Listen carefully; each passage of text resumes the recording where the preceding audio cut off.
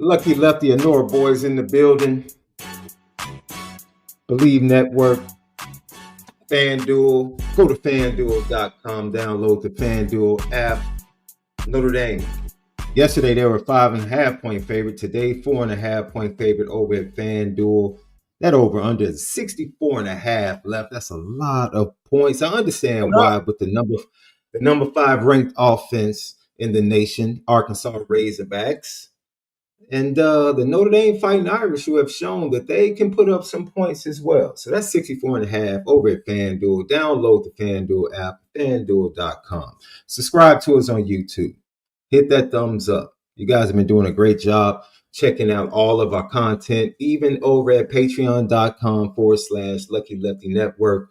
You can go ahead and get 5 shows. We just dropped a new episode of The Cutting Room Floor with MALIK ZAIRE today over at patreon.com/Lucky Lefty Network.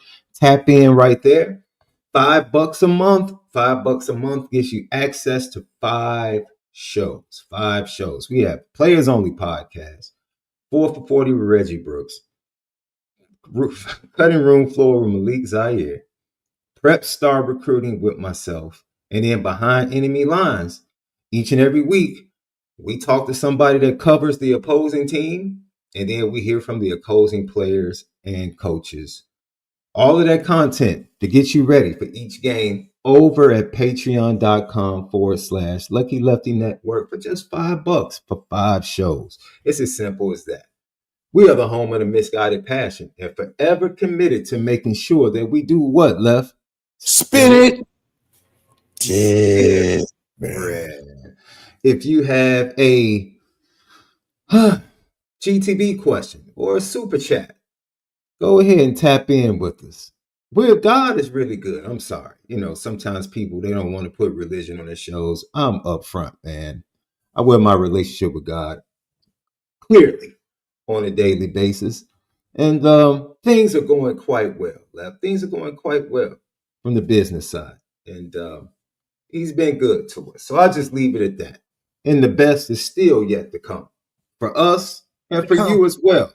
For you as well, Notre Dame fans, and for this Notre Dame team. I believe that the best is still yet to come for this team. So I'm holding fast to that for everybody. Love, how you feeling this Tuesday? This Tuesday. We were supposed to go this morning. We apologize. We had to push the show back. Left had something to do with the kids. Had to take the babies to school, Had to get them ready. And then I had to handle some business. And then we're doing it right now because after this, I have to immediately start preparing to teach Bible class tonight. So what we teaching today? Actually, today, man, I'm in the middle of a series, Your Path to Happiness. Your path to happiness, and understanding that happiness is not an emotion, but it's actually a thought. And it's a decision. Like, no matter what surrounds you, no matter what your circumstances are, and I hope the Notre Dame players, staff, and this program are holding fast to this. You 1-2 now. Despite that, you're in a good position if you have the right thoughts towards your current position. You can get down about it. You can be frustrated about it, or you can look at it as you can say this is the greatest opportunity for the greatest comeback to roll off 10 straight wins and get to the playoffs as the hottest team in the country. That's how you have to think about it. So you have to think, as Paul said before Agrippa in his court, when he was asked how he felt about being incarcerated, he said, I think myself happy. And so I've just been encouraging people, no matter their circumstances, to find the inner strength to think the right thoughts about what life has before them. There you go. So you can tap in with that. I think it's going to be live. Yeah, man. I think I'm on part 4. Part 4 tonight. So we'll get into that. And I think it's going to be a 6-part series. That's part 4 tonight. I love teaching, man. I really do. So today we're going to hear from Marcus Freeman. He has some other thoughts. And then we're going to get into what Dame Dash said. If you don't know, then listen to the teacher. I feel bad for Dame Dash, man. The ridicule that he's taking right now, man. Because he really is an important story in person. He's an important person in the fabric of the culture. He really is. He's going out bad now. And I guess he's suing Cameron now for comments that Cameron made. That's going out. That's like Drake. He going out like Drake. Oh, man. That's why you treat people right, man. Yeah. Especially when you're up, make sure you treat people right. Because you never know when you might meet them on your way down in life. Because you can't always be at the top of the mountain. That's right. Yeah, you got to treat people right, man. That's why I always tell everybody in the chat, disagree with each other, have fun with each other, but extend love, man. Extend love. All right, Left, we're going to tap into a little Arkansas. The Razorbacks they welcome Notre Dame to Fayetteville, and they come off a loss themselves to Memphis. They were on the road. Memphis ran for 290 yards. So as a Notre Dame fan, you have to feel really good with the two running backs and the running game you had. Hey, that's easy. This is because we said Purdue is the perfect team for Notre Dame sitting 0-2. They give no resistance defensively, and they are the right defense to challenge Notre Dame's ability to work on their weaknesses defensively. Right. Like, get the pass game right. We saw the pass rush get better in the second half. I don't know what adjustments they made. Yeah. Second half is better. They got more stops. They tackled better than they did against Texas A&M. So they made marginal improvements. And that was the right type of offense they need. They didn't need to go up against an offense that just wanted to run the ball first, second down, and then try to throw it on third. That wasn't going to help them get better because they've been pretty good against the run. And they were really good against the run once again against Purdue.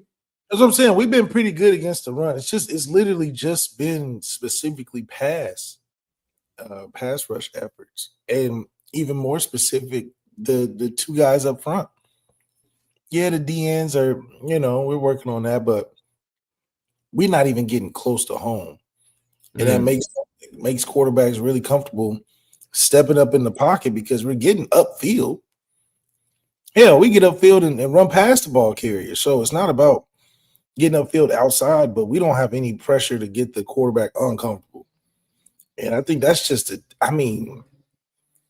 all those guys, we can't find two guys to do that consistently is really interesting. And I find it even more challenging to get better at that if we ran every coverage in one drive, I'm sure we've ran through every player in that 3 tech and nose guard position to create some kind of rush. And it's just without the blitz, it doesn't look consistently good. Not to win a game.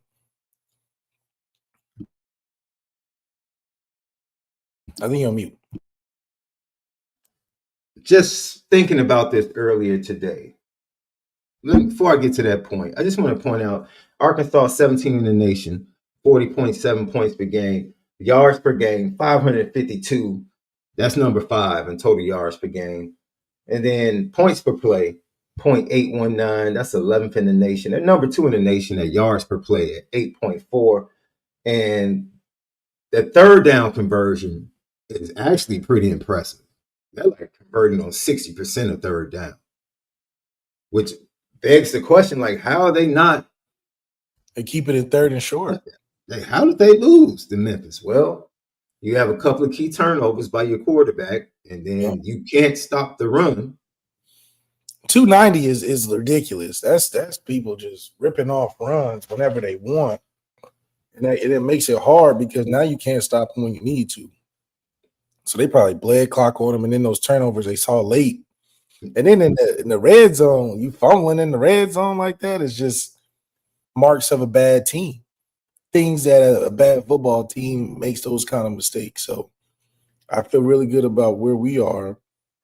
And the numbers would suggest this is a challenge that can make us better. But I think this is a style game that we should dominate in. I think we can improve on the things we aren't great at in this game, but I think more so based around the physicality and urgency. We're at a way, never been to Wally World, Arkansas before.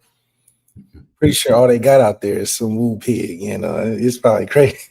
It's probably crazy out there. But once again, the environment is set the same. We'll probably bring out the most attendance they've ever had. They're probably going to try to change it to a night game. It's going to be all the fan. They're going to play way harder than they've ever played. It just, circa Louisville, 2025, 24 or whatever. Yeah. The environment is going to be set. It's just a matter of addressing the things that we weren't great at. Are they going to challenge us in the passing game? They'll take shots, but I really don't believe that we're going to do that. I just don't think we're just going to do that. So it's going to be interesting to see. It is, and it's going to mark the first time that Notre Dame and Arkansas ever meet on the gridiron, bro. It's their first time matching up, which is actually, man, that's crazy. Even back in the day, with both teams, even when Arkansas was good, I would have never thought that Notre Dame never crossed their path, even in like a bowl game or something, right? But that's when football was much more regional. So understanding that was like when they were in the Southwestern Conference, So I'm still shocked. Now they're in the SEC. Marcus Freeman has played 6 teams, 6 opponents for the first time in Notre Dame history in his era. Oklahoma State. Yeah, Oklahoma State. Yeah, that's an amazing stat. So, and what is that? Facing them on the road. This is the 4th time Notre Dame is going to face an SEC team on the road for the first ever meeting. And what's that attributed to? Is Marcus Freeman have a hand in scheduling or no? No. Most of the schedules are like 3-4 years in advance. So, we have the Alabama rivalry coming up. Yeah, we play them back years or something like that. Absolutely. Super chat from Doma Wap.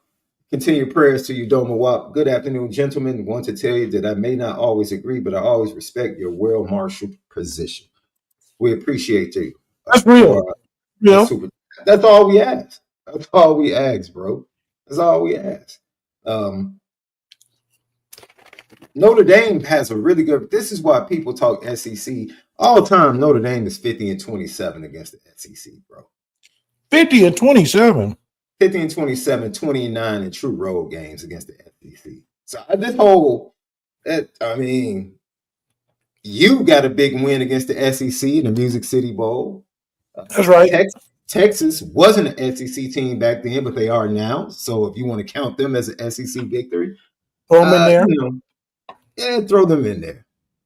But it's interesting. Are you worried about this 11 a.m. start? Is there a difference? Because that Virginia game for you guys after the big night game against Texas, then you guys went on the road for that early 11 a.m. kickoff against Virginia. Do you feel like that early kickoff time contributed to the slow start for you guys offensively? Well, us never playing them, I think we should just have the excitement to pioneer and break new ground. Never playing a team before, you get to put your mark on something that y'all probably won't be able to, you can't control it, but when's the next time Arkansas we're going to be out there? So that excitement alone should get you ready to play, outside of the fact that you should still have some fire and anger and urgency in your heart, given a performance against a team that scored 30 that years before hadn't scored over 10.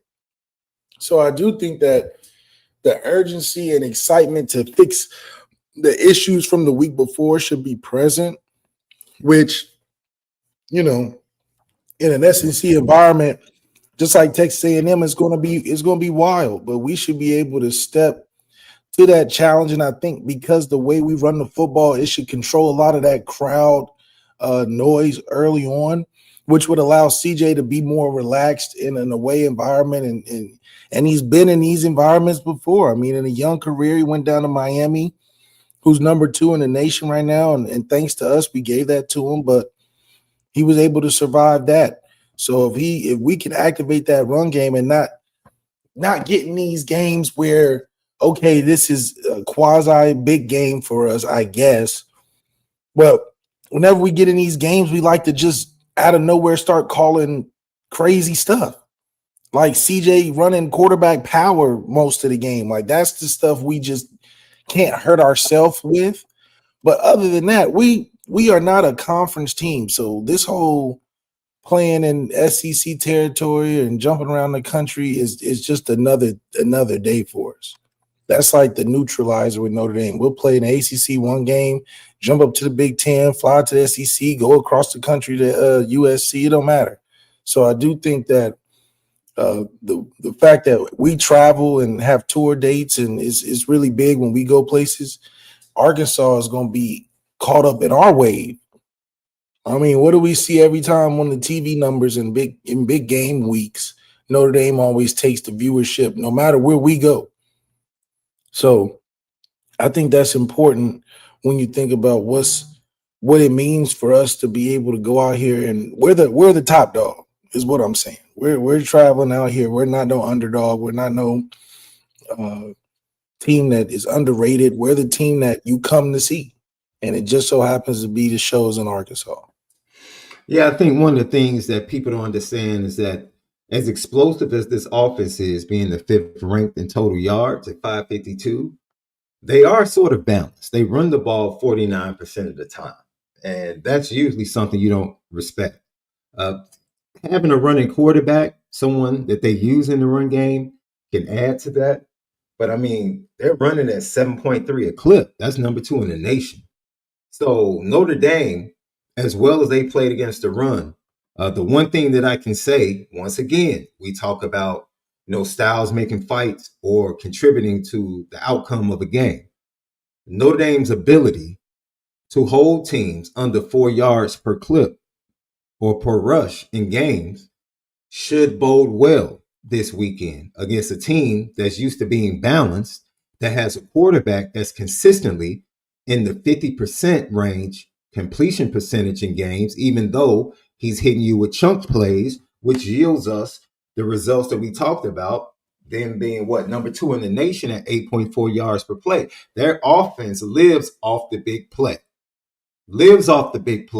along with big chunks in the run game as well. So if Notre Dame can continue to trend defensively, the one thing they have been able to do consistently is limit. If you're going to run the ball, you have to run the ball a lot of times to build up the yardage against this Notre Dame defensive front.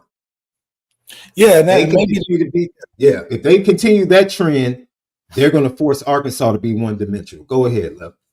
I agree with you. Just got to make them one-dimensional. Thank goodness that we replaced Stroman for a little bit, let him sit down for a second. Let Tay Johnson kind of flourish in a playmaker setting.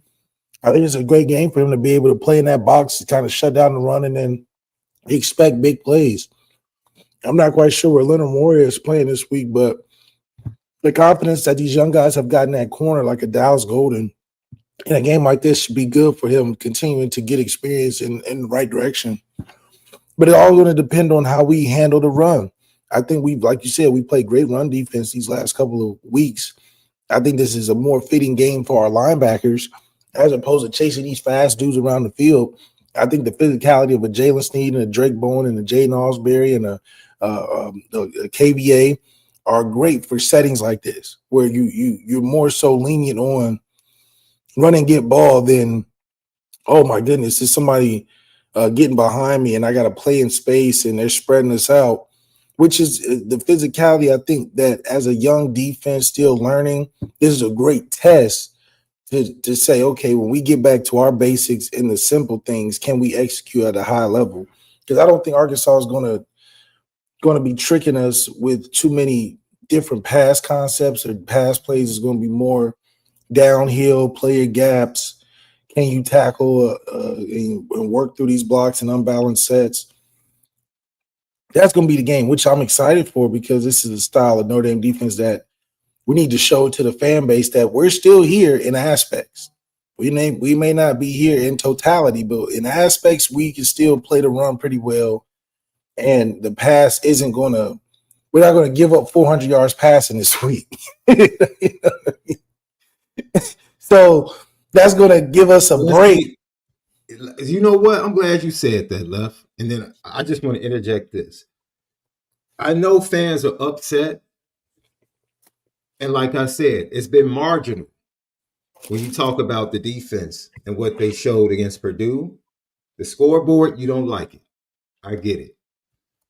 But if they tackle the way they tackled against Purdue, if they had tackled that way against Texas A&M, Marcel Reed doesn't come close to the passing yards that he got. Right. If they had just tackled well, even with the suspect coverage, if they had just tackled well, it probably changes the outcome of that game.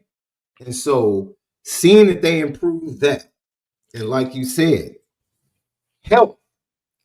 This Notre Dame team is different because although they are talented in a lot of areas, when they did suffer injuries, they had veterans coming in to fill those voids. Yep. That's not the case this year. This is one of those transition years for the roster where the talent is immense, but the talent that has actually played, you lose 2 more offensive linemen against Purdue last year, and you bring in guys that were starters. Kenny Urlacher, now that I'm thinking about it, probably would have looked good in a rotation-based setting right now. They wouldn't use him correctly. Really? I think he would be. He's an aggressive downhill safety. He is not a zone sit back. They don't play aggressive. His ass doesn't play aggressive. So how having his talent on your roster, how is that going to benefit you if you don't use it the way it needs to be used? That's an entirely different conversation. But I just thought, based upon what you said, if they tackle well and if they stop the run, we should be up. And my third thing, if they can get healthy, Leonard Moore means a lot. Yes. He means a lot. Yes. He means a lot. Devontae Smith, the way he played against Miami, to have him on the field in the nickel, that means a lot. If they can be healthy. Do you think they missed Devontae Smith against Texas A&M? Yes. Yes. Yes. Yes, no reason why. That's a reason why they went off the way they went off. You were missing your starting nickel. Yeah, we were missing players, yeah. And it wasn't like you expected him to be out and prepared. He got hurt in pregame. Oh, my God. And now, so it's just been some small, unfortunate things that have kind of added up to everything going the way that it's gone. But I would like to submit to you this, Lef. And if I'm going out there too far, the next 4 games will determine Notre Dame's season. Because that's what Arkansas, USC, and Navy. The next four games will be Arkansas, home against Boise State, home against North Carolina State, and home against USC. North Carolina State not a joke now. That's why hence the reason I said the next 4 games are the season. If Notre Dame finds a way to get to 5-2 with Boston College, Navy, Pitt, Syracuse, and Stanford left, oh man! Now we can start taking the CFP push seriously. We have to play good in these next 4, though. You have to get better, and they have to be healthy. Because if you've been watching Boise State, their offense is improving with each game. They're not the same team that faced South Florida week 1. So I'm just telling you, those are 4 good opponents. Yeah. Like Notre Dame's about to face 4 good opponents. They're not more talented. They're good. Yeah. They're not more talented or better than Notre Dame. However, they should give Notre Dame everything they need to get better. It's like going to Steak and Shake. It's not okay. I got to hear this one. I have to hear this one. I have to hear this one. Okay, I got the Steak and Shake and champagne was awful, so I have to hear this one.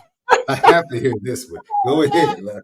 Okay, I gotta switch it. Maybe Portillo's, where it's not exactly the 5-star restaurant where you're gonna get the waiter that puts the Parmesan cheese on your salad. It may not be that, but it's not a fast food necessary either, where it's a McDonald's. It's right in the middle, where you get good food that costs a little bit of change, but it's not too expensive, but it's not a dollar value meal either. And this is where we have to determine if our food stands the test. Because when you in that middle class food type of space, you're gonna get a lot of mixed opinions. Some people gonna really like you, some people not gonna like you. Some of these defenses and some of these teams can be the, like you said, determining factor.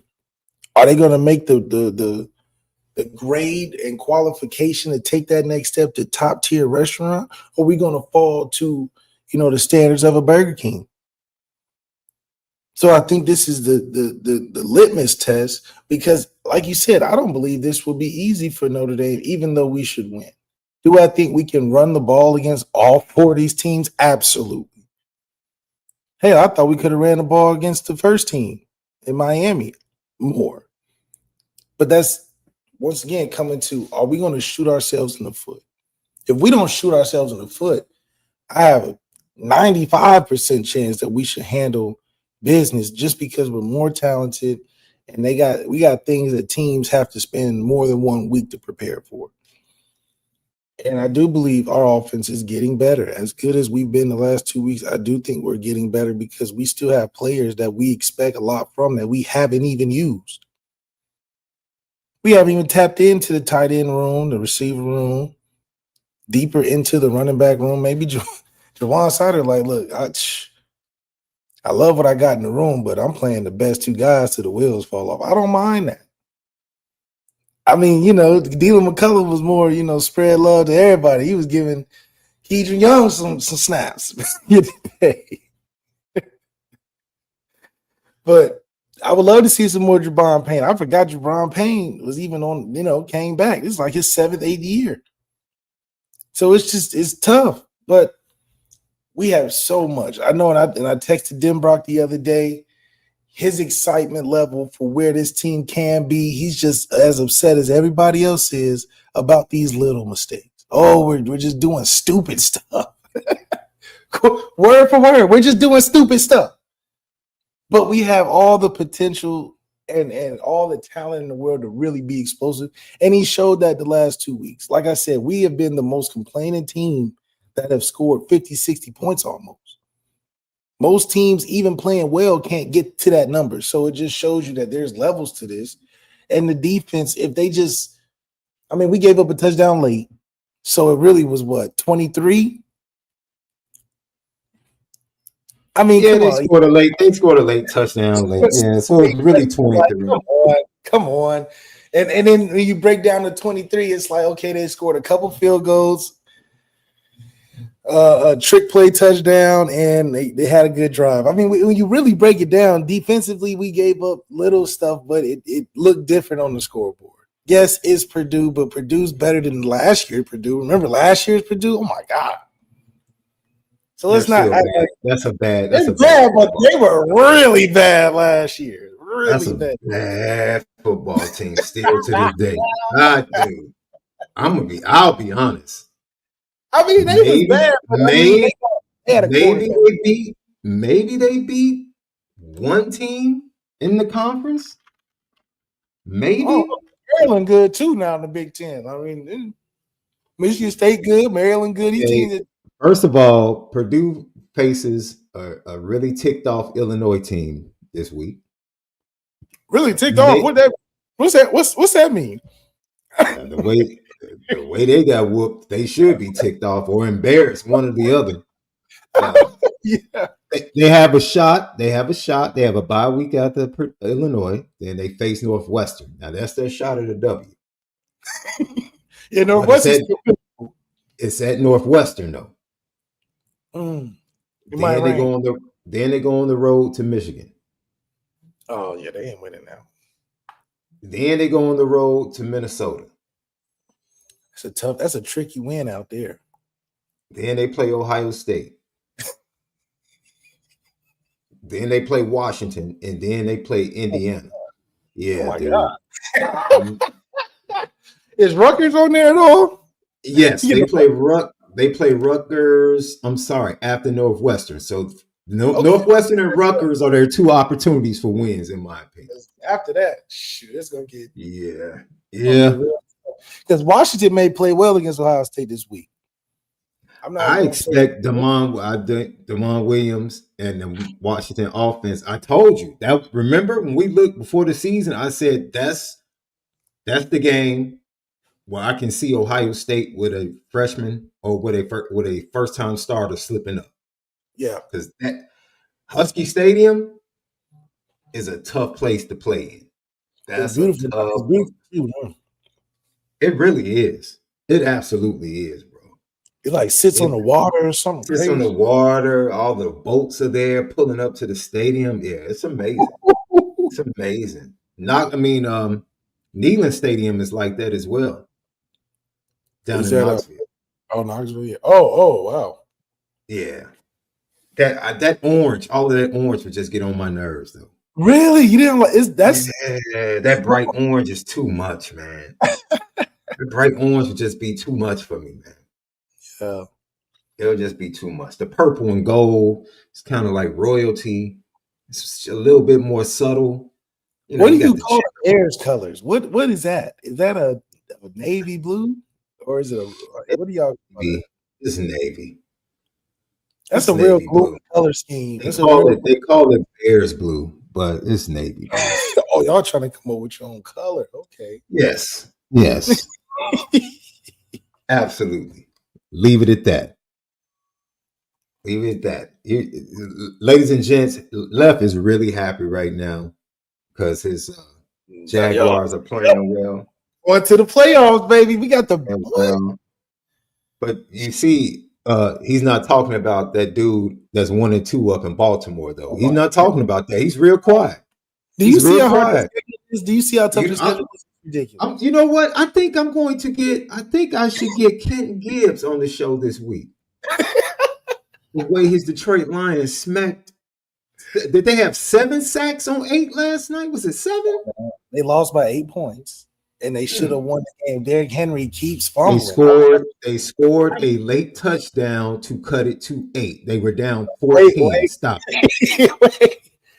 If they got the 2 point, they're down 6 with a minute 20 something. I don't want to hear that. They were down 14 late in the game. It was a double-digit win.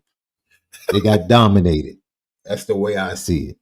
Lefty podcast. That's crazy. Before we move on to Marcus Freeman talking about Arkansas Left, as we take an early peek at this game, I think you've mentioned on yesterday's show, if you missed it, go to Bleav Network, Apple Podcasts, and Spotify. Left did an incredible job breaking down a couple of plays for CJ, talking about his evolution in the passing game and the passing game for Notre Dame starting to blossom. So you can check that out. And you also talked about how that's going to avail Notre Dame to possibly overcome some of their defensive deficiencies early in the season until the defense gets up to par. With all of that being said, Left, how do they approach this game? You spoke to Coach Denbrock. You talked about his excitement, but you don't want to kind of rip the Band-Aid off of CJ Carr or take him out of the package quite yet, even though you're feeling good about the passing game. You're comfortable with him hitting that 220 mark in the passing game and letting the run game dictate everything else. Yeah, I just think we got to play to our strengths right now. There's no reason. I think we've seen. How do I say this? I think we've seen both sides. I think we've seen when we said, okay, we want to have CJ lead this team. It looks like the Miami game when we run through the best players through offense, the Jeremiah Love and Jadarian Price show. CJ can still play well in that environment, which I think he's more protected under that because the Miami game, it felt like we had nobody but CJ, and that's the furthest thing. And we don't need to play like that. Whereas in the Purdue game, we produced 56 points with CJ with us as a fan base wanting CJ to do more. And we scored 56 points, and he had a good day on 12 attempts. Like, think about this. For a young quarterback, his first couple starts, to have 12 attempts and over 220, that's a perfect day. If you can repeat that, he'll go down and have one of the best seasons of Notre Dame quarterback history. If he just repeats that, 12 passes and get around 220, 250 a game, couple touchdowns, easy. That's a great formula. I don't need him to throw 35, 40 times a game. For what? Until we don't have the two best running backs in the country, our O-line benefits more from running the football, obviously. So let's just do what's smart. We can build the lore of CJ all season by just saying, hey, we just need you to hit these marks when we're in tough spots, when we're running the football.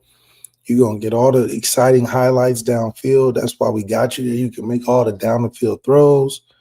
There's going to be a lot of one-on-one out there. We just need somebody to give guys chances. And that's all he's been doing. Even in opportunities where he can run the ball, he's still looking to push the ball down the field, which is great fit for the offense that we got because we need that balance. We're going to ground and pound, get you 8-7 yards a carry, and then CJ's going to hit you on these 35, 40-yard go routes on the outside of MALIK Fields. I can live with that because that's just eventually hard to stop because, yeah, you game plan all that, but like we ran coverages against every team. Every team's going to have to run coverages against us to stop the run. And eventually you come down to the same formula. We got a man up outside, have heavy pressure inside, and then CJ's going to take over. That's a great formula. That's the 2012 formula for the national championship. Because what do we do? ZAIRE and Theo with Tyler Eifert on the outside and Ev throwing some go routes to him whenever we was one-on-one. That got us all the way to the championship. So Denbrock has been there for all of that. And I think he understands this is a way to win at Notre Dame. And thank goodness for our recruiting because we're set up and some. Like, I would challenge Denbrock to say, can we be creative with guys that should get the football? I mean, we make the most out of Jadarian getting it 10 times. Can we do that for receivers? Can we get Jaden Greathouse having a Penn State stat line where he runs 4 catches for 100 yards? I mean, that's just the role we have to develop as a play caller because we've mastered it for the running backs. We've mastered the art of getting 7 carries and getting 2 touchdowns and 100 yards. We've mastered that. The benefit of it is that if we can do that, there's still a lot of plays left to go around to receivers and tight ends, right? If we're only giving Jeremiah Love and Jadarian Price the ball 20 times in a game, that's still 60 plays or 50 plays to find other spots. I mean, maybe that's just how we have to categorize our play calling. This drive, force feed Jadarian and Jaden Greathouse. Next drive, Jeremiah Love and Eli Raritan. Like, because at some point, you don't want that talent to be wasted because it's going to be valuable against better teams down the road. We're beating teams right now 56 points with 3 players. Jadarian Price literally had 4 touchdowns by himself last game. Now, for a team that has so much talent, you would say that's a loss. That's almost like a loss. Because how? I mean, he was scoring. I mean, at some point, you're going to be like, Aeneas should have had one. Jaden Greathouse and Will Pauling should have had one of those. But that way shows the variety and the intensity of your offense. Jadarian Price having 4 touchdowns, I don't think shows how good our offense can be, but it just shows how good our player is. I mean, Jadarian Price getting 4 touchdowns in damn near any college program. So that's not impressive to an Ohio State watching like, oh, okay, we can stop that. Y'all just got 2 running backs. But if we had 2 touchdowns from Jarian, 2 from Love, 1 from Jayden Greathouse, 1 from Eli Red, and 1 because CJ ran it in. That's a threatening offense. Because now, what is the only thing? What is the only thing that Arkansas is selling out on in practice this week? Oh, we got to stop 4 and 24. That's all we reading about. Oh, best 2 backs in the nation, best running backs in the nation. Da, da, da, da. That's great. But what's more demoralizing for an Arkansas team when they're studying, oh, shoot, CJ may have 3 touchdowns this game because we got Jayden Greathouse, Will Pauling, Malachi Fields. Okay, damn. That's a struggle. Then we got to watch out for the 2 running backs that they're getting the ball 35 times a game. Like we got to be ready for 35 touches between those 2. And then we got to be ready for CJ potentially dicing us up with corners and hitches and go balls. I mean, that's detrimental. Right now, we're built to say, okay, if you can stop Jadarian and Love, it's going to be a game. Now, that's a tall task. Because you start reading them stat sheets, you're wondering, how is this brother Jadarian getting the ball 10 times and 6 of them he's scoring, like from deep?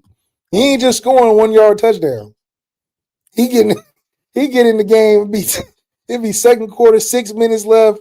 It's all kind of dead. We need a spark. He run a 40-yard touchdown or something. You're like, oh my goodness, that's the first carry? And then he get on special teams when you think you handling it, and he run 100 yards back on a kick return. I mean, that's our second back. You know, that's crazy. So no, CJ, we don't need you. Like last year wasn't about the quarterback. This year isn't about the quarterback because we have that. So as long as we just continue to build CJ's confidence, that's what this season is about. How can we make CJ the most confident quarterback in college football? Well, if you throwing it 12 times a game for 250 yards and a couple touchdowns,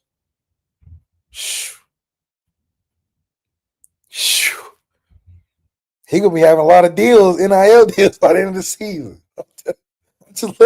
He already got the fanfare, put some of them. Did you see Mario Craver, who lit Notre Dame up, got an NIL deal with Beats by Dre today? Yeah, because of us. I mean, come on now. We are the greatest STEMI package to anybody that can perform against Notre Dame. It's incredible. Coaches go on world tours. You get Good Morning America, Pat McAfee show, your local news channel, just for winning. It don't even matter what week it is. Week 1, week 10, it don't matter. Players, you transfer to Notre Dame 1 season, Ben Skoranek, and you win a Super Bowl, directly after that. Was Ben Skoranek going to the league if he didn't go transfer to Notre Dame for 1 year? I don't know. But I can tell you what happened once he went to Notre Dame. Jared Parker. He was just delivering the mail in the mailroom at Notre Dame. Just start fumbling around the coaches' meetings for a couple years. Next thing you know, he gets blessed with the OC job. And after 1 year, just one year, gets the head coaching job at Troy. Tommy Rees. Couple good seasons.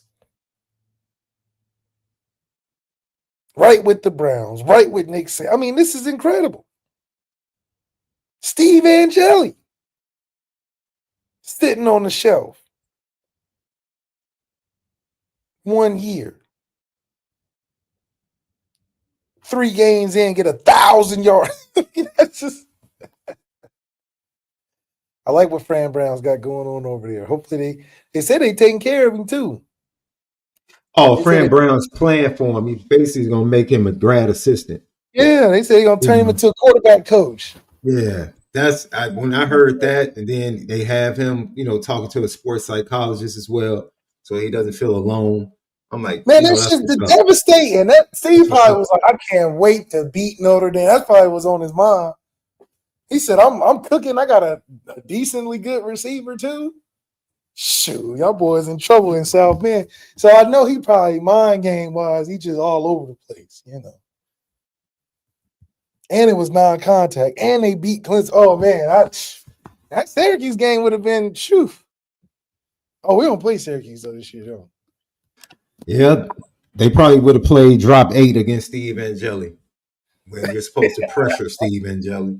That's exactly the game plan. Chris Ash probably we're going to drop 8 against Steve Angeli and give him all day to throw. Give him all day. Just give him all day. Lucky Lefty podcast. Go to FanDuel, FanDuel.com. Download the FanDuel app. Notre Dame 4.5-point favorites. It dropped an entire point since yesterday left over Arkansas 11 a.m. kickoff. Whew. People are feeling like sketchy about this game. I'm not getting the eerie feeling. Go to FanDuel. The over-under is 64.5. It's a lot of points. I'll give a stat that I think Notre Dame fans should feel pretty good about because it plays into a strength for Notre Dame. But over at FanDuel.com, you can find that. And you can find a lot more. Download the FanDuel app. Do we leave Thursday then? If we play that early? Arkansas is basically right beneath Illinois, bro. It's not that far. This is probably like an hour flight from South Bend. Hour 15? Yeah. No. It's Fayetteville is, I'm telling you, Arkansas, if you drive south on 57, you drive through parts of Arkansas, the tip of Arkansas, the eastern tip of Arkansas, before you get into Memphis, which is in Tennessee. So all of it connects right there at the bottom of Illinois. So it's probably like an hour 15 flight. Yeah, because Memphis for me is 50 minutes from Chicago on a plane. Okay. Yeah, that's it's not like bad. 55 minutes. Yeah, it's not bad at all. No, it's not bad at all. So they probably could leave Friday morning. Yeah, I'm trying to think. It was an early wake up. I've only had one 11 a.m. game. And I just remember everything just felt so early. Like, damn, we're doing walkthroughs at 8 a.m., getting on the bus. Like, you know, dudes, especially kids, young kids, they getting up in the morning in college is tough. So to see dudes getting coffee and trying to wake themselves, I'm like, this game day, it does not feel like you know, we playing all night games, so we chilling, we hanging out, we getting our little routines. These early games is I love when our boy Penn State Sports Talk jumps in. Your quarterback is Drew Aller, bro. Yeah. Your ceiling is your ceiling as a team.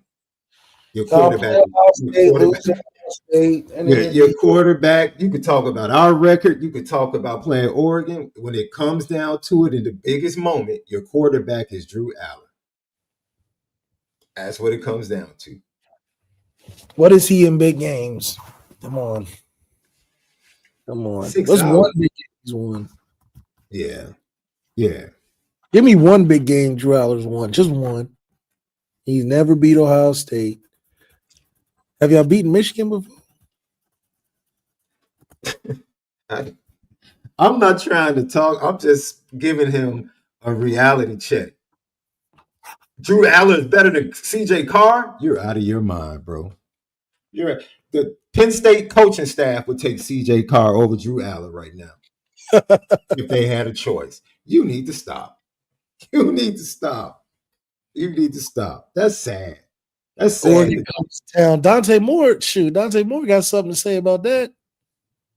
Drew Aller wasn't even better than Riley Leonard last year. Thanks. Come on, man. Just accept the fact that your quarterback is what holds your team back. Facts. Your best quarterback, the best quarterback on the team is now starting for Missouri. Oh, look at that. And the second best quarterback on the team is now playing tight end for the Indianapolis Colts in the NFL. He's on TJ Warren. No, I'm talking about Tyler Warren. Yeah, Tyler Warren. Yeah, Tyler Warren's a better quarterback than Drew Allen. He knows it. He knows that's the weakness he of knows that team. it. He knows He it. knows. Because it's not the He running knows. backs. No. Running backs did their thing against Notre Dame. That quarterback, though, very suspect. And Penn State fans get super excited early because they play weak schedules Weak all the schedule time to every start the year. season. Every And, year.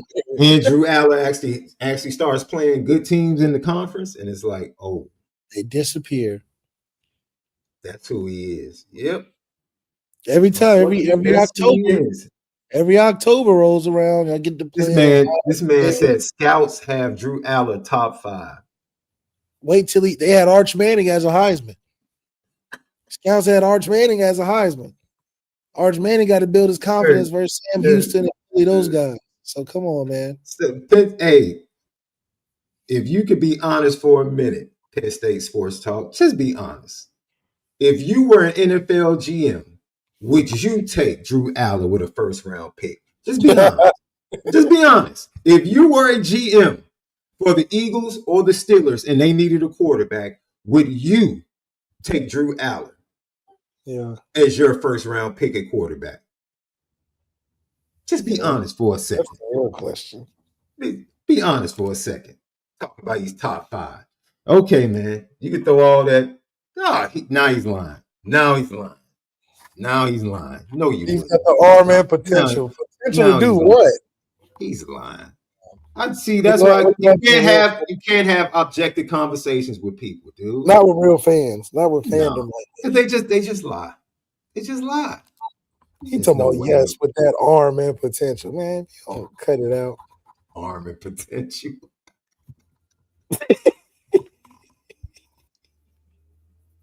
These guys. Oh, he said arm and potential. He not no GM for the Jags, man. He would have had us in trouble. He said arm and potential, bro. Oh, man. Ooh, that was a great arm on that interception of Christian Gray, wasn't it? Great arm. Back across the middle. Fantastic arm. Man, I thought that arm would have fit that throw in. Or that arm on that when he's short arm. Big arm talent. Oh, man. All of that big arm talent. I thought he would have snuck that in there. No. He said top 5 pick in the draft. Top 5 pick in the draft. Oh, man. Fans are the best, bro. Fans are truly the best. Fans are truly the best.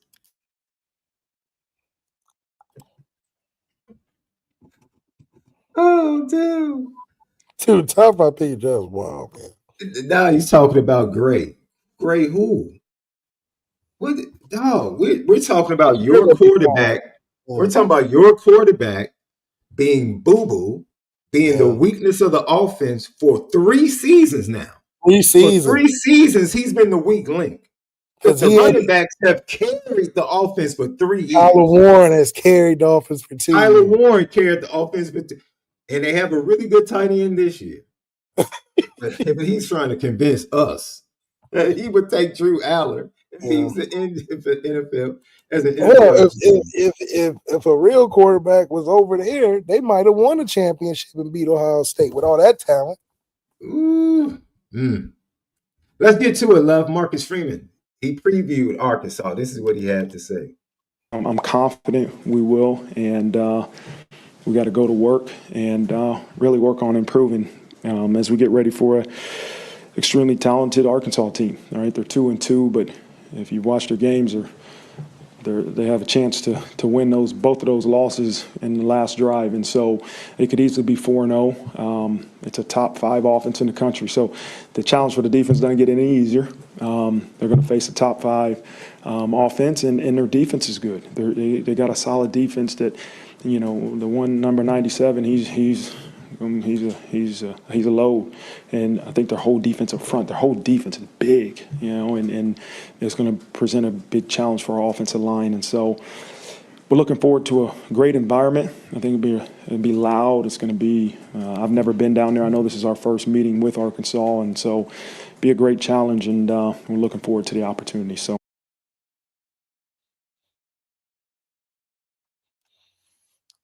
Marcus Freeman does a good job of selling a fight, but you give up 290 yards to Memphis, and you got the two best running backs in the country. I'm just feeling like the confidence should be high walking into that stadium. Because even if that was a bad day and you gave up 290, a good day couldn't be that much better. And then the talent that's coming in there is 2 times better than what just gave you 290. So offensively, I'm feeling good because even if you figured out how to, in a week, drastically get better with better talent that's coming to your house, I'm glad on the Notre Dame side that we got a guy like CJ that can relieve us with a couple throws downfield that the guys he's comfortable with. And that's just saying we're not evolving as an offense week to week. I'm expecting us to give CJ a little more reign to throw it around a little bit more in this next week.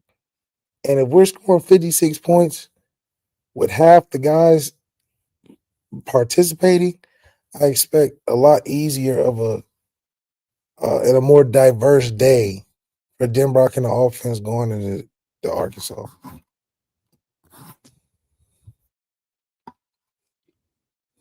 I think we talked about this. He's selling a fight.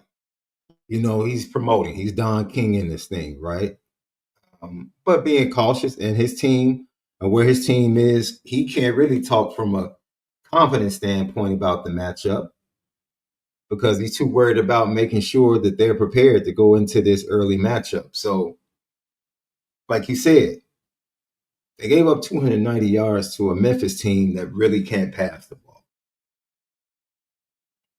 And honestly, I'll give you an interesting stat, right? I talked about how efficient they are running the ball offensively.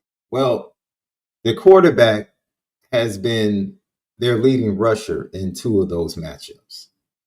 He ran for over 100 yards against Ole Miss. Memphis held him to 57 yards rushing. And they forced him to throw, and he threw 2 interceptions. Memphis is pretty good against the run. Ole Miss is ranked 102nd against the run defensively. So once again, when they faced, because what they want to do and what they put, or the pressure they put on the quarterback to really impact the run game so that he can be better in the passing game, taking big shots, because down for down, he's not an efficient quarterback. He's not the most accurate quarterback. So that goes into Notre Dame forcing him to be a one-dimensional, because they want to be balanced. They're a pretty balanced football team. They run the ball 49.3% of the time. That's about as close to 50-50 as you can get. So the stat for me that goes to what Notre Dame has been able to do from a yards per rush standpoint, they've done really well. If Notre Dame can continue to play the run really well against Arkansas, they'll win this game. Because I Bleav if you put the ball in Taylor Green's hand as a passer, he's going to make mistakes. He made 3 mistakes last week, 2 interceptions and a fumble. Yep. He's prone to make the mistakes. They put up points against Ole Miss. Ole Miss doesn't even run the ball. I see my boy, I think Ryan Loftus put in the chat. Ole Miss doesn't want to run the ball. They don't run the ball. Well, yeah, like you said, we just got to make sure we don't just. That's a totally different. Notre Dame is going to run the ball. Yeah. They're going to try to run the ball. And Early. Memphis came out with the intention to run the ball. Yeah. And when you are intentional about running the ball against Arkansas, you can have success. Yeah. So that for me, that's the most important stat. They are literally a team that is good on third down offensively, not good on third down defensively. They are good running the ball, but they can't stop the run defensively. It's very, very Jekyll and Hyde when you look at how their team operates. And Notre Dame is a team that can run the ball And play action. They can play the run defensively. And that, for me, just looking at this matchup, that's a good point to start at. To start making you feel good about, okay, Notre Dame's been pretty good against the run. If we can shut Taylor Green down, because obviously they want him to be their main rusher, their Riley Leonard. If we can control him in the RPO game and control the running backs going up the middle and force him to be a passer, you have a shot. And of course, pray that we're healthy. Pray that Devontae Smith returns. Pray that Leonard Moore returns to be impactful in the pass coverage. So I think that's an important stat to look at. For me, that's an important stat. What Memphis was able to do, especially in the second half. Second half of that game, they held Arkansas to 3 points. Yep. They held Arkansas to 3 points, second half of that game. Arkansas put up 28 in the first half. They were up 28-17, 31-17 at the end of the third. And then Memphis rattles off 15 straight to win the game.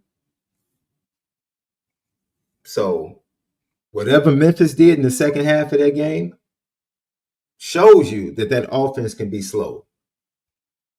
Now, if you want to tell me, Left, that Memphis has better defensive athletes than Notre Dame, then I'll worry a little bit. Right. But it's going to be very interesting. His game plan should be very simple defensively, Left. I'll just leave it at that. It should be. It should be, man. Very based, and we should just be beating them with straight talent. Like, we don't have to be, I just don't want to see defensively us looking hesitant and like we don't know what we're doing when the offense motions a guy or when they come out in odd looks. We look so frantic on the TV copy, all these panic hand gestures and running around pre-snap, shifting the D line every five seconds. It's really frustrating when you think about, well, what's our just base call? Can we just line up? That's how ridiculous. I think a lot of the stuff where we don't get impact is because we looking around for calls and communication. Like, guys, we still got to play football. So that's just what I don't want to see. If anything, Notre Dame offensively should get more aggressive, and Notre Dame's defense should be more aggressive but more simple. Like, just a cover two. If they beat us, they beat us. We're just like the Chicago Bears. We're going to run cover two, and we're going to be famous for it. And, obviously you'll have things to beat it, but we're going to play this so well that even in that we know the weaknesses in it ourselves. Mm-hmm. So then we can start game planning around that instead of trying everything against an offense, which just shows panic. But you can't panic if we look around. Well, we'd be like, shit, this is all we run. That's what it has been the last 3 years from Al Golden is, well, hell, that's all we run as man. So we're not going to be scared to run it week to week, knowing teams are trying to beat it because we're not going to nothing else. It's like when your mom tell you that you got to eat your vegetables and you're not getting up from the dinner table. Well, you're just going to be sitting there. You don't get to eat other options. It's like, this is what we eating and that's it. But I bet you eat it. I bet you're going to get them nutrients you was expecting no matter how long it takes, right? If we eating Salisbury steak and green beans on Tuesday, that's just what we eating. Ain't no pizza option. Because what happens if you eat 15 different things because you don't want to eat the Salisbury steak, your stomach going to be upset. Now everybody upset. He bloated, got gas because you done ate hot Cheetos, elote, ice cream, waffles, trying everything. You done tried everything in the kitchen. Now you ain't got no food left, all because you didn't just want to eat the Salisbury steak. Well, Al Golden figured it out early. He heard the Notre Dame fans year one. Oh, they don't like double safety blitz. Well, too damn bad. I'm going to keep giving it to you until we get it right. And then we became the top 5 defense. I mean, what? You don't see Al Golden. I think Al Golden knew that the run has come to an end in the last couple games. Because he's like, man, I can't keep patching up this man forever. We got Achilles heel. So maybe that's why the change was refreshing. Let's not let Notre Dame fans forget just what they were saying about Chris Ash. We were excited about Chris Ash, guys. Don't let that excitement go away just because of a couple games. We was complaining a little bit about the defense. Oh, we playing, man. We giving up, man. Why we calling that? Come on now. If anything, Chris Ash is trying to fill those gaps that we were bad in last year. Maybe we should have ran a zone on 4th down versus Ohio State. Maybe that's something we're trying to evolve to. Christian Gray, all them, everybody remember last year's defense. We see the motions fool us.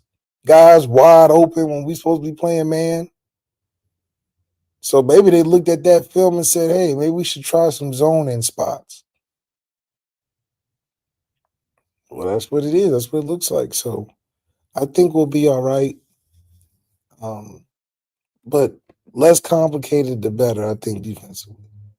I don't want to hear – it just doesn't sound good hearing your head coach say we tried everything on one drive and it didn't work. That just sounds like bad coaching to me. And I think in back-to-back weeks, I think the interesting thing that encourages me from an offensive standpoint is that the last 2 games, they have faced an Ole Miss team that is ineffective running the ball. Really, I don't think they ever want to really run the ball. But they were able to pass the ball with the backup quarterback, Trinidad Chambliss, for 353 yards.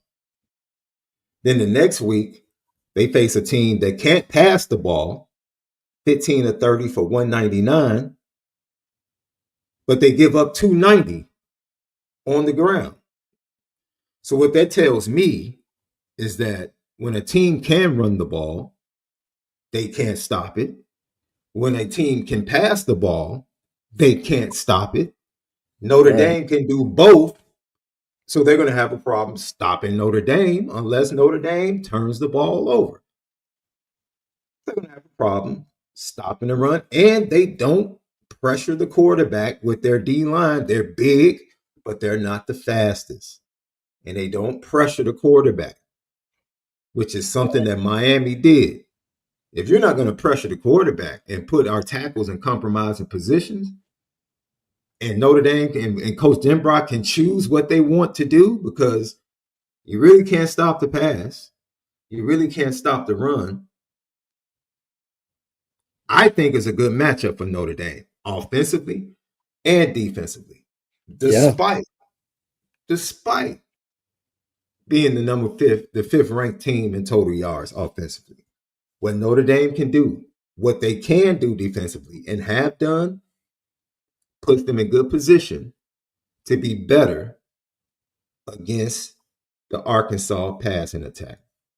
What Notre Dame does offensively, which is being balanced and being able to make plays, running the ball and passing the ball, and the inability that the numbers bear out that Arkansas cannot stop, consistently really stop either against teams that are good at it. I think that's a good feeling. going into this game. Mike Denbrock should feel like, I'm sure he is excited looking at their defensive film. He should be excited looking at that Arkansas-Memphis film and looking at the Arkansas-Ole Miss film. He should feel like we can basically do what we want. Now, there is something that is plaguing Marcus Freeman that he's asked about. It really is plaguing his team, not plaguing him, but he's the head coach.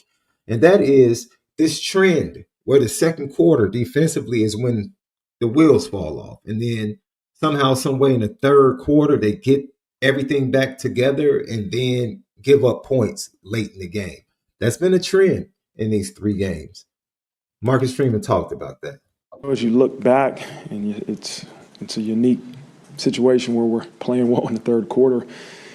We got to find ways to play well on every play, and that's the mentality. They're going to make, every offense is going to make some plays, but how do we continue to find ways to not let the bad play turn into a disastrous play is our challenge. So I think the ability to get that corrected is you got to focus on this play. I don't know if it's as much as an adjustment as much as like we got to figure out why the lack of execution on the plays that are causing the points and the explosive plays, and unfortunately a lot are happening in the second quarter.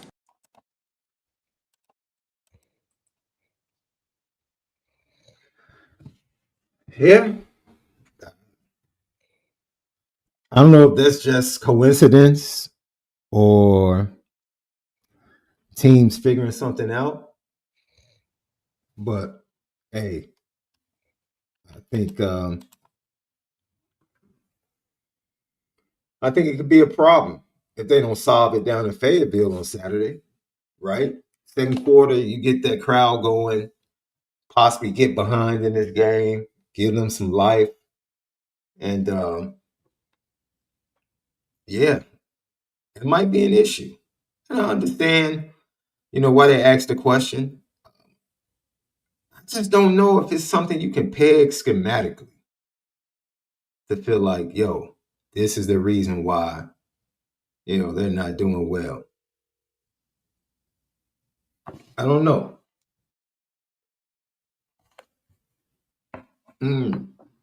I think about it, though. I think the one thing I can look at that and say is that you go through and you prepare for how they're going to start the game. You do a good job of winning that beginning. And then the next thing you know, after you win the beginning, is one of those things where you feel like, hey,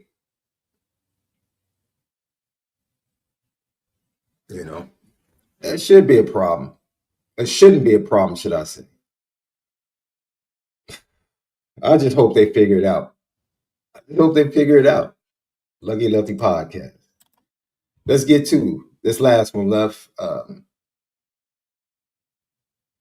you prepared to have to outscore teams this year as an offense? Marcus Freeman had this to say. That's something we've always said, no matter how well the offense is doing or how well the defense is doing, is offense got to score 1 more point. And defense, you got to hold them to 1 point less. And we don't have we never go into the game and say, hey, our objective is to score 60 points and we think our defense is going to give up 50. No, that's not the objective. The objective is, hey, no matter what it takes, we got to score 1 more point. And no matter what it takes, we got to keep them to 1 point less. And so the ability to do that is just to, I think you got 2 groups that got to continue. There's different challenges to improve, right? But they both got to focus on how to get better, right? And offensively, we got to be able to understand, like, okay, we played really, really well. Point the finger at everybody else, but also how do we make this thing better? How do we handle success? And I Bleav that, our coaching players do. And defensively, all right, how do we handle some adversity, right? How are we going to find ways to correct this? And the only way to do that is to point the finger at yourself, right? And to say, okay, this is ours. It's all of us. It's not one person. It's not one call. It's why aren't we executing? And, okay, did this explosive play happen? It's on me. It's on everybody. And if we do that, we'll both get better at a faster rate. And I said this yesterday, and I'll stand fast. And Left pretty much said this leading up to the season. People didn't want to believe him. The defense wasn't going to be the same. Simply with the new defensive coordinator, they weren't going to be the same. Some other things, loss of leadership, they weren't going to be the same. And I think the expectation was the drop-off wouldn't be like this. Marcus Freeman talked about something that I thought was very transparent when he talked about the buy-in, which upset me, right? Because there was no need for Chris Ash to mislead the fan base by saying things are going to stay the same and it's the Notre Dame defense, when you knew all along you were bringing in what you thought was best and what you wanted to do. And if that was the case, then stand on that. Stand on that. So when Marcus Freeman signals during his press conference that there may be an issue with buy-in from the players, no kidding. No kidding. There's a problem with buy-in from the fans. Why? Because the defensive coordinator you hired misled everyone with what he said. He misled everyone. So it shouldn't be shocking that there's a problem with buy-in defensively. And the truth of the matter is, I would trust my players because they've been successful doing it the way that is opposite of what they've been asked to do this year. But that's just me. That's just me. It's not like Chris Ash came from another college program where he had just stacked up top 25 defenses in consecutive years. No. He was a scout in the NFL. Wasn't a good position coach for the Raiders the last time that I checked. So we have to stop. His defense is at Rutgers, bad. So I don't understand all of this authority and, maybe the head coach is being protective of his hire and he wants it to work out. And sometimes you just make a mistake and you make a bad hire, and sometimes you just have to move on. I think everybody in the chat has had situations in life where you just had to, take the loss and move on and admit, I probably shouldn't have done that. Probably shouldn't have said that. That didn't end up being or working out the way I thought it would. But I'm going to go ahead and make this move the other way. That's right. You know what I'm saying? So for me, it is, if you have a problem with buy-in from the players, that's saying something.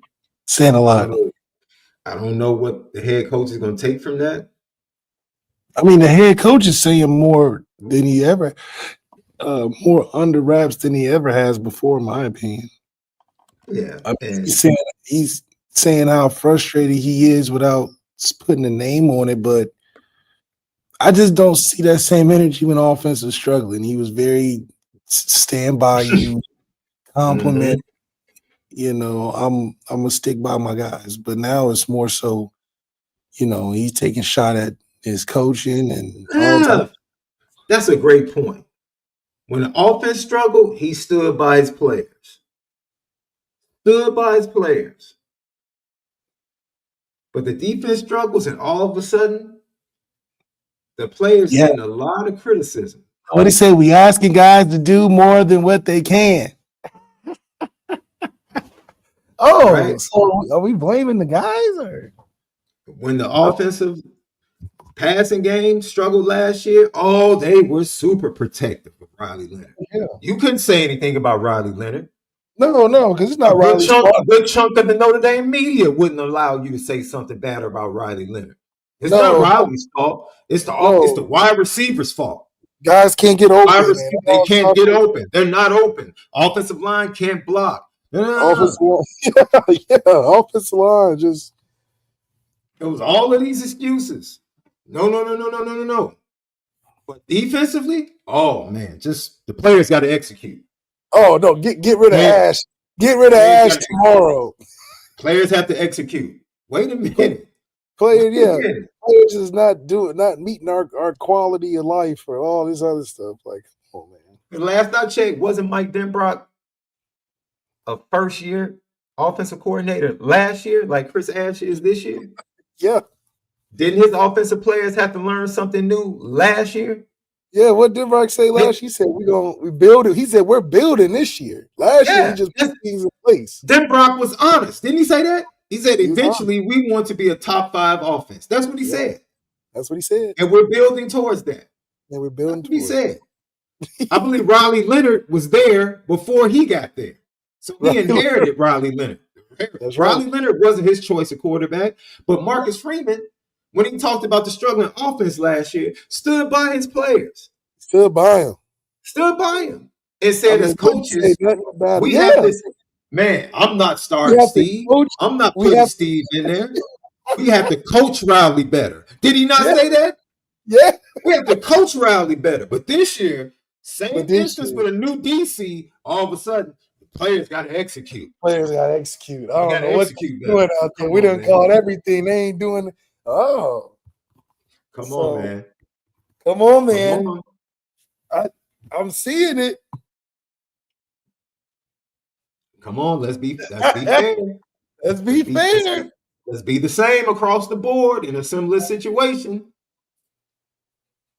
Have some patience. You know what I'm saying? Where the patience at? You was Mr.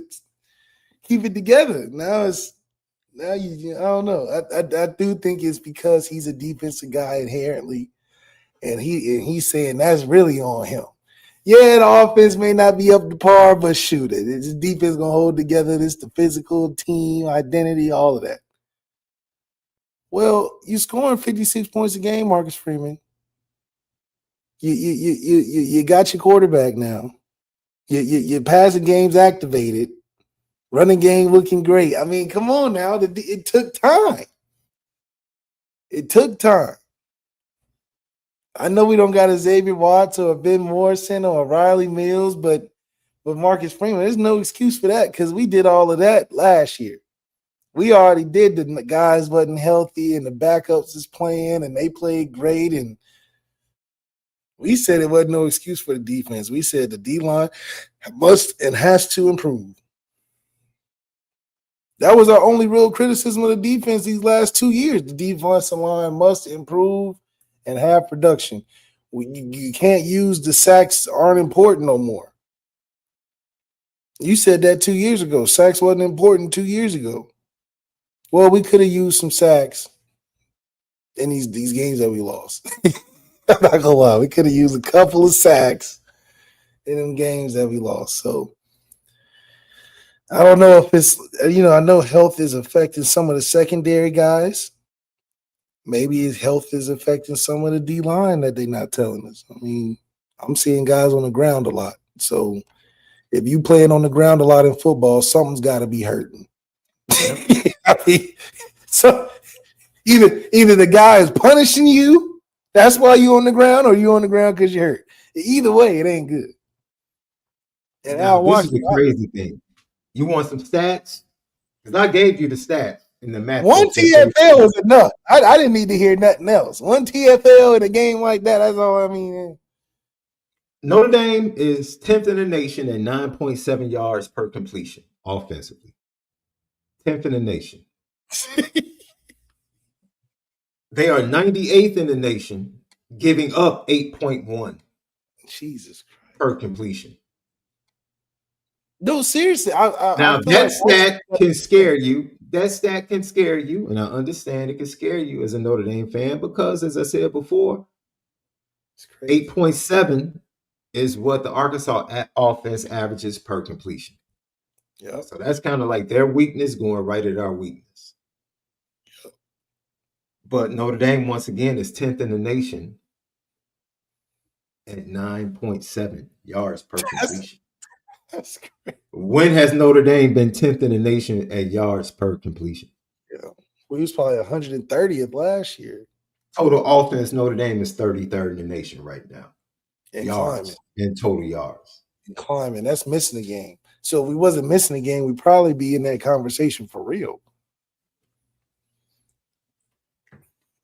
Come on, guys. Hey, listen, I know there's a lot of things that you may be upset about, but I think we're in a better standing than last year's place.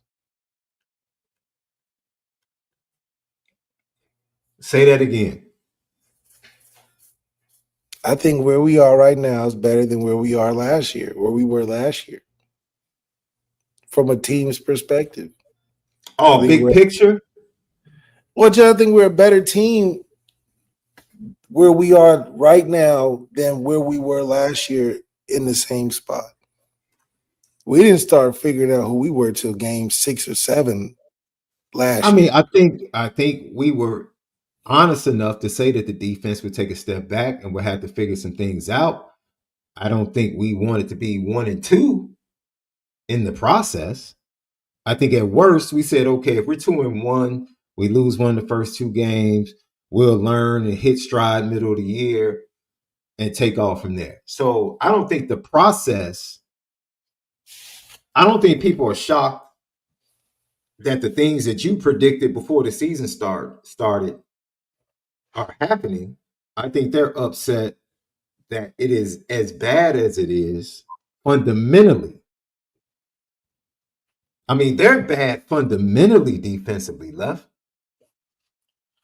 Well, I mean, I think that attributes to some of the players. We've addressed that, I think, through depth chart changes. I think that alleviates some of the frustration. But then the problems still exist that existed last year, which is the D-line. So I don't know how much you can change if it hasn't changed over the course of an offseason right now. That's why I'm not panicking or surprised, because our D-line was just as abysmal last year. It's not about panicking. Notre Dame didn't panic last year, right? And I said this, people were talking about the defensive performance. It was Purdue. And I'm like, man, I don't want to hear that. It's one of the great things we hear talking to Reg, Big O, Jerome Bettis, Tony Rice, and all the great Notre Dame players from that 88 squad. What do they tell us all the time?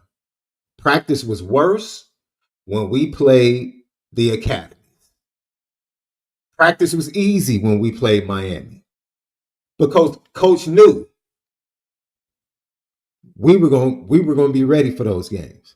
He had to make sure that we kept the same focus in the focus and fundamentals going into games with teams that we knew we were better than. That we were better than, right? It doesn't matter who you're playing. I don't care if they played a tough schedule. You are who you are. That should be the standard. Not the teams you face. The standard is who you are as a team. And regardless of who they played, they are who they are as a team, which is a bad defensive team and a blossoming offensive team. That's who they are right now. Hold on, wait. You say bad is a harsh description, though. I don't think we're bad. Left. Bad? Are we about to do this again? That's like saying our O-line is bad. Saying our Notre Dame offensive line is bad is saying it's average. Is the O-line performing better than the defense? I mean, yeah, but that's because we got 2 of the best running backs. I'll ask it this way. Has the defense had a good performance this year? Week 2. You can say week 2's against Texas A&M. All right, no. I meant, I guess you can say last week was a good performance. Left, come on, man. Come on. The second half? That's not a good performance. If we going halves, we're giving halves a good performance. That's a C. We gave up A 3 C points is in the good. second half, like that. It was. I mean, come on. Come on, man. Come on, man. Come on. That's what I can't. We got to be objective here, That's the man. best half that we've played all season. Can you say that? Defensively, Yeah. I thought that second half defense against Miami was actually pretty good up until the last drive where they gave up the field goal. Yeah, that's what I mean. We They got like what did they have? Like 4. I think against Miami they had 4 consecutive stops against Miami. That second half against Miami was actually. That's why the Texas A&M game was shocking, because the second half against Miami was. You felt good. You felt good. You felt like, okay, they got some stops against Miami. They started to figure things out. Chris Ash finally made adjustments. And started playing a lot more man. But when coaching got better, we played better. That's what I'm saying. I think that's why the Texas A&M game is like, man, you have to be kidding me. I thought they figured things out. And then the first half, they come off the Texas A&M game, and you say to yourself, okay, surely they figured things out. And no, the first half is just sloppy, bad fundamentally. It was just sloppy. Everything you talked about pre-snap, the defensive line moving around, not being set, running into each other when they run games up front. Just the operation was bad. Yeah, it was ugly. So yeah, Left. I didn't say awful. I said bad. Bad constitutes what though? Bad is average. Would you like for me to read from Webster's dictionary for you? I can do that. I don't know what else to tell you. They've been good against the run. What tier of bad are we talking? Oh, like, is like tier 1 is top 5 defense. Tier 2 is, I think we see a lot of college football teams that have bad defenses, and we're not one of those. Like Alabama's performance versus Florida State, we have never played that bad defensively. Can you say that? Left, they are in the top 30 defensively in 2 categories. Okay. 2 categories out of 11 defensively. They are in the top 30.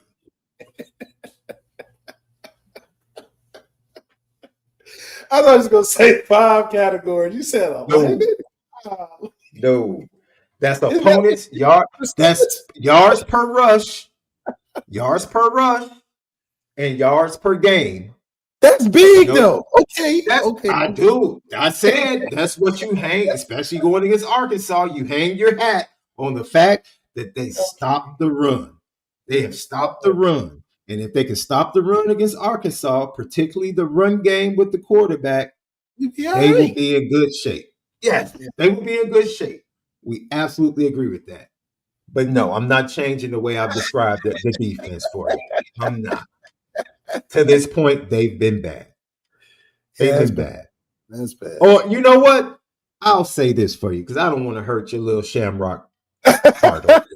I mean, 2 out of 11 is tough, man. I know your shamrock heart felt that when I said bad. So let's just say they have performed below expectations. That's fair. There you go. But I guess we thought we was going to be a top 5 defense with a new defensive coordinator. I didn't know that was. If we said they were going to be a top 50 defense, they still are performing below expectations. And everybody's focused. Nothing is going to change in the secondary if nothing changes up front. Yeah, we have no chance. If nothing changes with the pass rush, nothing's going to change with the secondary. Nope. Nothing. Nothing. because your secondary was so elite last year with X in it that it covered up for the fact, like you said yesterday, they couldn't rush the passer last year. Yeah. They couldn't rush the passer last year. But they were just so dominant in coverage last year that it covered up things. I This mean, year, they killing us. lose X. They lose X. You take a step back. You don't replace him. The guy you go get, Jalen Stroman, he's not it. Mm-hmm. Bronte is now starting. You replace who you thought was going to be the backup to Devontae Smith or 50-50 with Devontae Smith. He gets demoted. Now you go to a true freshman as Dallas Golden. It's like, yo. So, no, it does. What did we said about defense? Defense at Notre Dame winning a championship. Until they get the horses up front. It don't matter. Yeah, it won't matter. It won't matter until that defensive line can impact the game, rushing the passer and stopping the run. It just won't matter. Like, we have stars on the back end. That's not good enough. Nope. We have not good enough. Defensive line, but I think for Raymond and KVA and Drake Bowen, and that's a good group that can be productive. But that don't even matter. Because we seen what they look like if they got it, if the ball is held longer than 4 seconds, just like most any other defense, but especially ours. If that ball get held longer than 4 seconds, we are chasing and looking like chickens with our head cut off. Man. It looked real bad, but in the below 4 seconds, we look good. After 4 seconds, and the guy sitting back there patting the ball and pointing receivers in directions and stuff. Oh yeah, it's all just expect a 30-yard quarterback looking like a choir. And the choir standing, clapping. Just patting the ball. Just patting. You know what I mean? Couple of them feet, waiting for something to come open super deep. It's just, it's ugly. I swear to God, it's literally just the front line of the defense, just the nose and the 3-tech. I'll tell you this. I talked to this kid, Carlos May, that they just offered over the weekend. He is from Birmingham, Alabama. See, that's 6'4", right. We got the right location. 6'4", 305. He's actually visiting. I talked to him. He was like, yo, I'm amped that a school 6 hours from me is actually interested in me. Oh, yeah. Yes, we are. They're trying to get him up here. Go watch his film. I'll send you his film, Left. I don't need to see it. You said he's from where? Alabama? I don't need to see it. He's from, no. You need to see it, Left. No, I believe it. As long as it's Canada. Yeah. I gotta see some Canadian film. I don't need to see no Alabama because I know we got one. He's 27, kid, but when I saw the film, I said, okay, Al. I said, okay. 6'4", 305 starting at Notre Dame right now at nose tackle. If we had him. Yeah, man. So he's only a 3-star, though. He's only a 3-star, but I'm looking at the film like it doesn't even matter. Beggars can't be choosers. Beggars can't be choosers, bro. No, why? No. We tried this. The healthy, in shape, good athlete, good student, below weight D tackles. We got them. We got all of those guys. Scholar athlete, voluntarian, humanitarian, all the Tarians. Give me the 3-star giant project that at least going the wrong direction, he's still making the play. Because he's just so big. He's so big, he go the wrong way, he still get a tackle for loss. We need guys like that because we can coach that. I'm tired of the super intelligent 3-tech that got 4 degrees. That you can't say that, Left. Don't say that. The Notre Dame faithful will be mad. They'll be mad. They'll be mad with you. Now they won a national championship with a couple of Prop 48 dudes that were very important. guys that couldn't qualify, but please don't tell them they need guys that don't fit the academic mold. But we just need that. 2 positions. Just 2 positions. We got enough tutors and everything else to cover. Just 2 positions. Just the nose and the 3 tech. Maybe the academic standards can lean a little bit to the side. We can make it happen. Just because, I mean, what are we doing? Healthy 3 techs and nose guards aren't productive in college football. They're just not. Jalen Carter has speeding problems. Has a D lineman ever got pulled over? Come on, bro. He had a little bit more speed. I'm just saying. I just see him and Jordan Carter blocking field goals and running them back for touchdowns. That's all I see. So come on, man. We got to be able to. Because I don't want to blame Al Washington. That's the thing. I don't want to say that Al Washington can't coach or can't identify the right talent or group of guys to be productive. I don't want to say it's him. But he just happens to keep being a common denominator.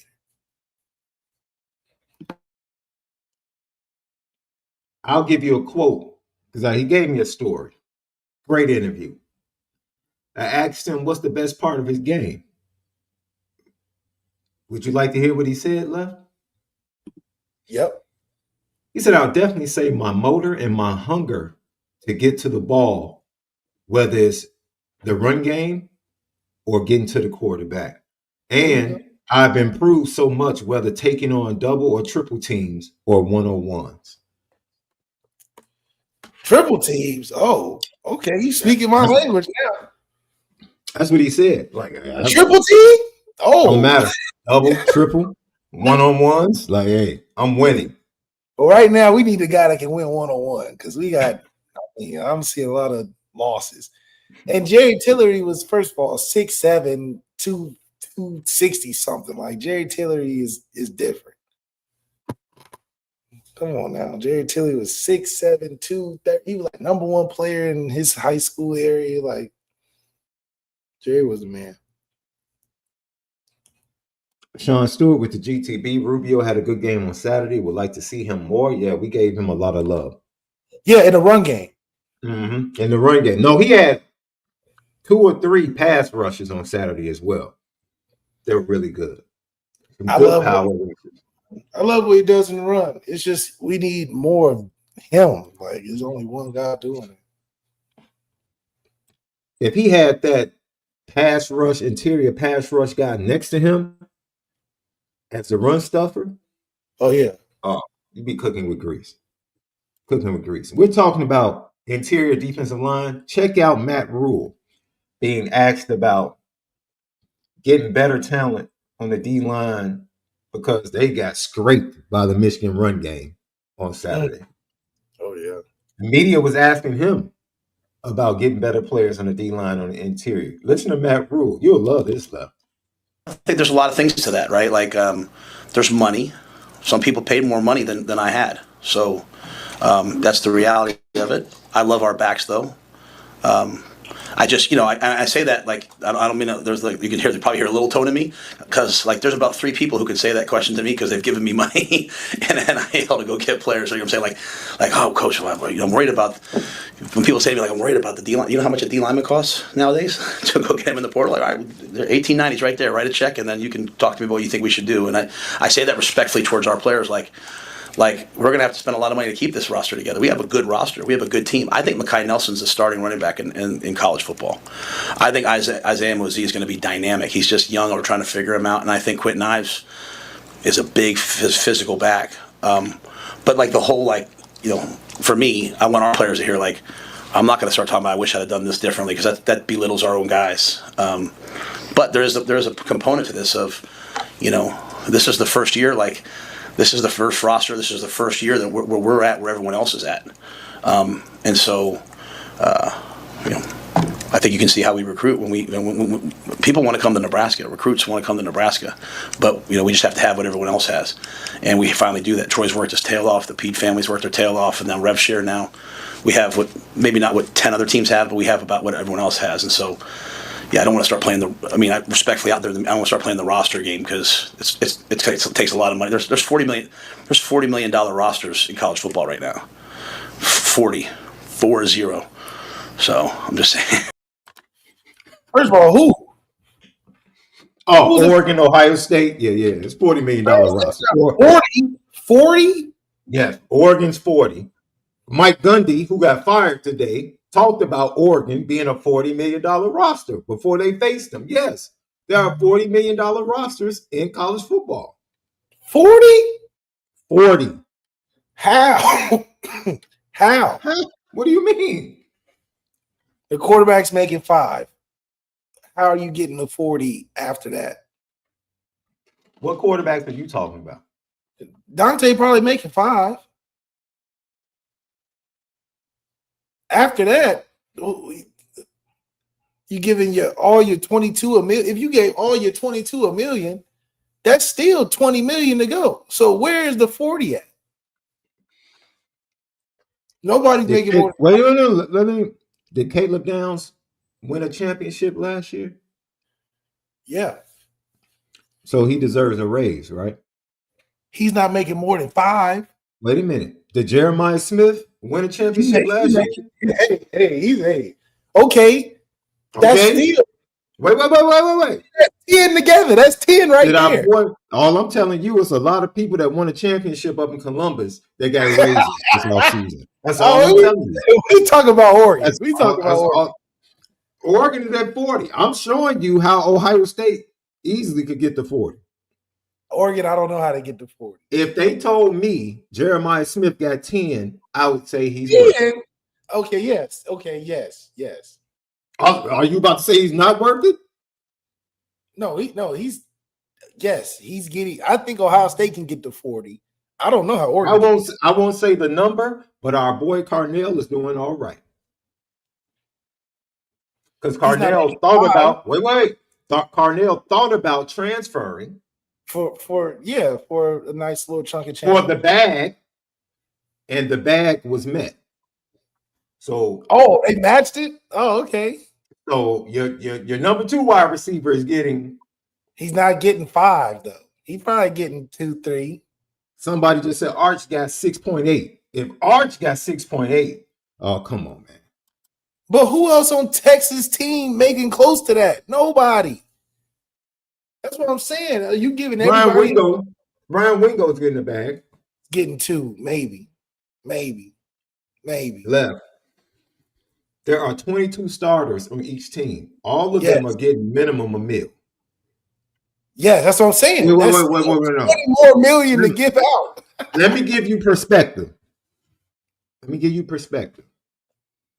I went to a game, a high school game this weekend, to see a kid that Notre Dame actually recruited at a certain position.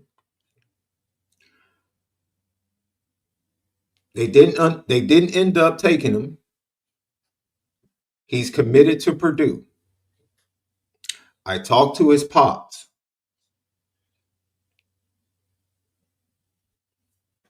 Let's just say this kid is walking in making 6 figures.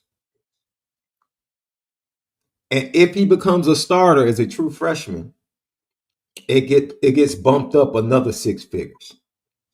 And he hasn't played a snap. So you think guys that have actually played aren't getting millions? Come on, Left. It's 22 starters on each top team. I can't see more than 5 doing that. Left. If 22 starters average $2 million per starter, that's $44 million. See, not that I don't see why you're miffed that it's a $40 million roster. He just told you. Matt Rule just told you there are 10 teams with $40 million rosters, bro. 10. Notre Dame's not one of them. I doubt it.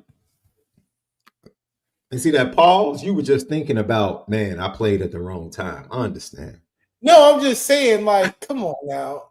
There's not. what's the value then? How do you? I don't understand how that works, because you're telling me that the average is $2 million. Then these linemen are making, everybody's making $2 million. Like that's crazy. I told you last year, in order to get a visit, not for a top defensive lineman to come see you, a top interior defensive lineman to start the conversation is $500,000. For a high school kid, I'm trying to give you the economics of college football right now. It is $500,000 to get in with a top defensive lineman. A top 4-star, 5-star. $500,000.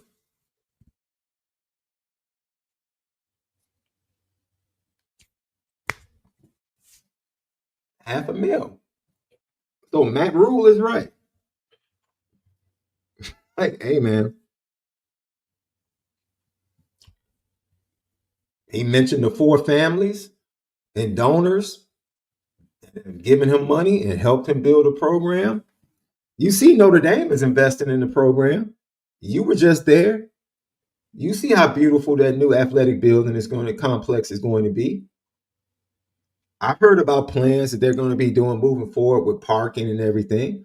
Notre Dame is investing In the school, but they're investing in the program and the players, but they're not putting money in the players' pockets per se. right. Like other schools. So let's see. Would you be mad if Leonard Moore got $4 million? Because Oregon offered him $4 million. I'm just saying. It's a lot of money, man. That's a lot of money. I mean, Oregon beating the mess out of players right now. That's a lot of money. I mean, they really whooping up on teams right now. That's a lot of money, bro.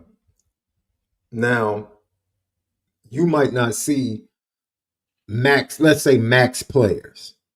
Jeremiah Smith is a max. That's what I'm saying. Ain't that many max players out there? Caleb Downs is a max player. Arch is not a max player. He's getting max money. Arch is Zach LaVine. He's getting max money, but he's not a max player. Definitely Zach LaVine. You're right. It's not too many max players, I would say, in college football. $40 million is tough. That's why I'm like, I don't know if it's 40, man. Maybe Dante is becoming a max player for Oregon. But that's max is like $5-6 million. Nobody's getting more than Arch personally. You don't know that. You don't know that. I told you, Jeremiah Smith has a trophy. Yeah. He has a trophy. This man has thousands of people filling up places to come get an autograph from him, bro. That 17,000 becomes, that's crazy. Arch Manning has, or 7,000. I'm sorry. He's top 3 most paid. Yeah, Carson Beck got a bag. That's a good call. Money to him. Arch Manning got the 3rd, if not 2nd, most money in NIL, for sure. And then Jeremiah Carson Beck got 4.3. 4.3 for Carson Beck.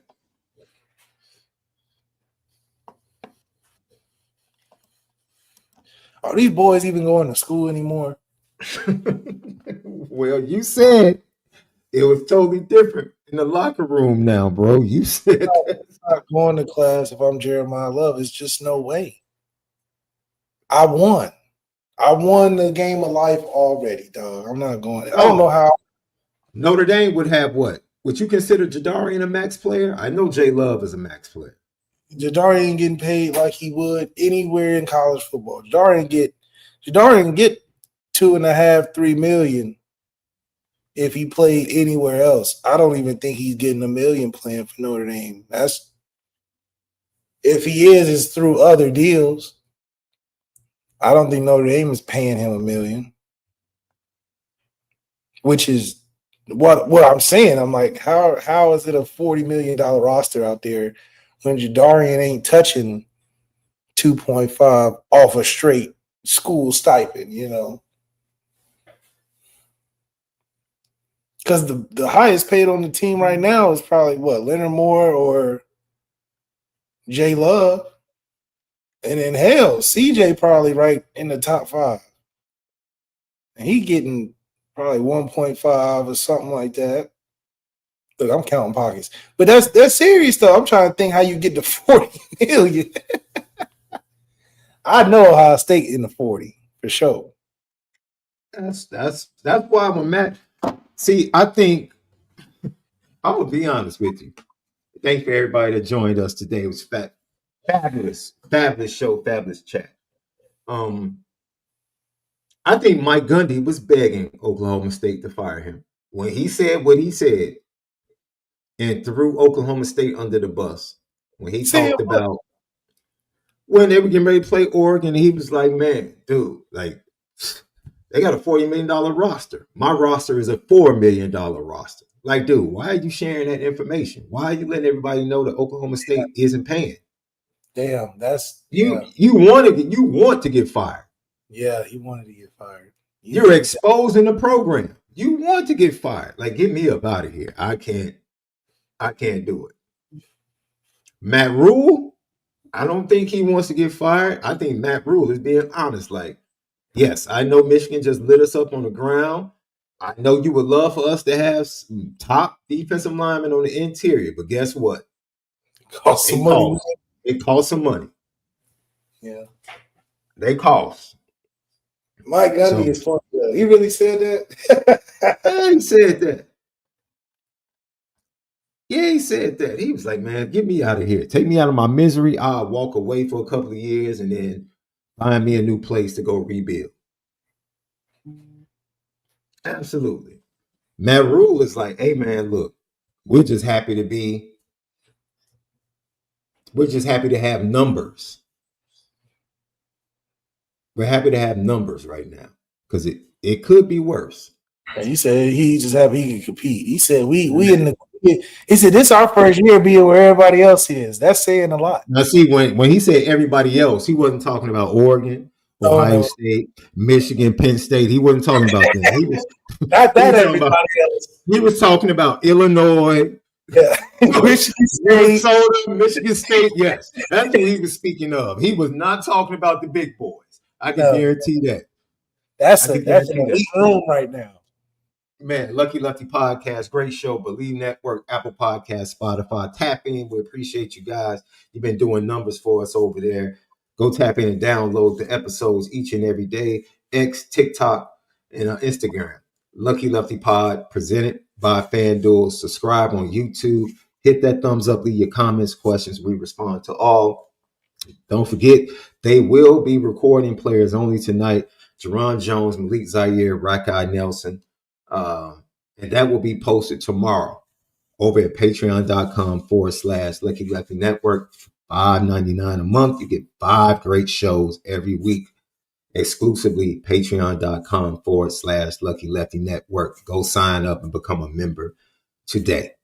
All right. And don't forget, 4.5-point favorites on the road, 11 a.m. down in Arkansas, Fayetteville, Saturday. The Fighting Irish over under 64.5. The big number, more than likely, it probably hits. In order for Notre Dame to win, I think the under needs to hit. If that number hits the over, I think Notre Dame might be in a close one. But yeah, let's hope they can keep that under even or the under hits. And that bodes well because I think the Notre Dame defense can make them one-dimensional. But left SD2 mics, we'll see you tomorrow for another edition of the Lucky Lefty Podcast. Have a great remainder of your Tuesday and continue to make sure you spin it different.